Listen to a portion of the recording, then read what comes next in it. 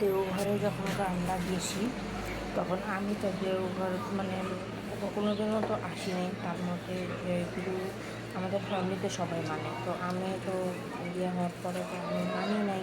আর পূজা টুজা করতাম নর্মালি, কিন্তু জানতাম না যে জিনিসটা কী।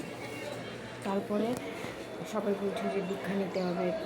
তারপরে তো যখন আসছি দেওঘর মানে ঘুরতেই বলা যায় আর কি, মানে ঠাকুরের সঙ্গে দেখা করতে আসছি, দেওঘরে আসছি। কারণ মানে যাদেরকে আমরা পূজা করি, মানে জয়গুরু যে ঠাকুরটা আছে পুরো ফ্যামিলিটাই ঠাকুরের, তো ওই ফ্যামিলিটার মধ্যে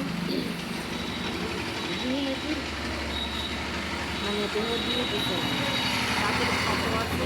আর ওনার ছেলে বা ভাই ওনারা মানে জীবিত আছে, ওনাদের সঙ্গে দেখা হবে। মানে ওনারা ওখানে থাকেন দেওঘরের মতো।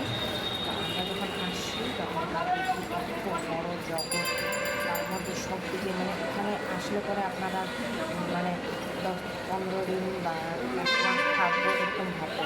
তো ওইখানে এসে সেই ফিল আমার হচ্ছে যে আমার মনে হচ্ছিল যে একদিনে চলে যাবো, কেন খাইতে যাই গরু, খাইতে যাই ছিলাম। তারপরে আবার আমাদের তো হবে না তারাপীঠ যাওয়ার কথা। তো ওইভাবেই এত সুন্দর জগৎ, এত বড় এরিয়া, এত লোক, মানে 20,000 জন লোক তো একসাথে খাইতে বসে। যখন খাইতে বসে এত লোক, শান্ত, কোনো হল্লা নাই, কোনো চিল্লা নাই, এত বড় হলের মধ্যে বসে তাও কোনো কাউকাও নেই। আর হচ্ছে যেখানে যেখানে পূজা হচ্ছে সবাই সাদা ড্রেস পরে, ছেলে হোক মেয়ে হোক মহিলা হোক, বেশিরভাগ লোক যারা নাকি জানে না তারা সাদা ড্রেস পরে, খুব সুন্দর লাগে। সব কিছু ভালো। আমি ভিডিও করছি, আপনাদের সঙ্গে শেয়ার করবো, কিন্তু আমি বেশি ভিডিও করি না, কারণ সব জায়গায় অ্যালাউ না, মোবাইল অ্যালাউ না।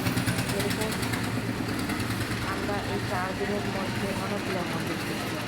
কালকেই তো 1 তারিখেই তো আমরা 8টা মন্দির ঘুরছি, কিন্তু আমার মোবাইল নিয়ে গেছি।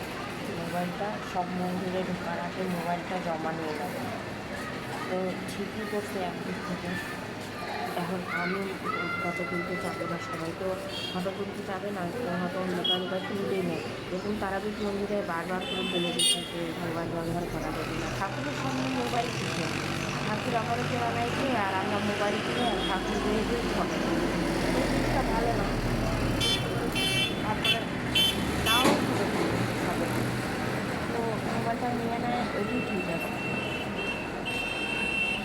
ওইটাই ঠিক আছে। তো আজকে হচ্ছে বাড়ি যাওয়ার দিন, আজকে সপ্তাহটা ভাবছি দেওঘরে এত ভালো লাগছে, বাবাকে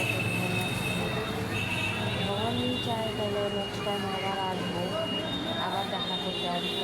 যেরকম আমার জন্য দীঘা আসা আমার ফার্স্ট টাইম ছিল, অনেক ভালো লাগছে।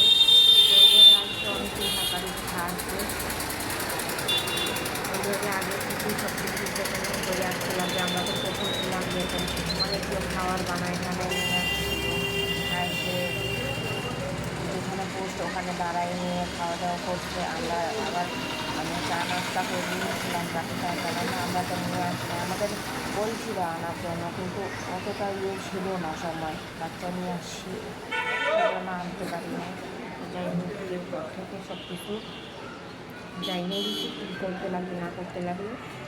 তো এখানে বাইরে ঘুরতে যাওয়া, পিকনিক স্পটে ঘুরতে যাওয়ার থেকে এখানে আসা অনেক বেটার, মন শান্তি হয়ে যায়।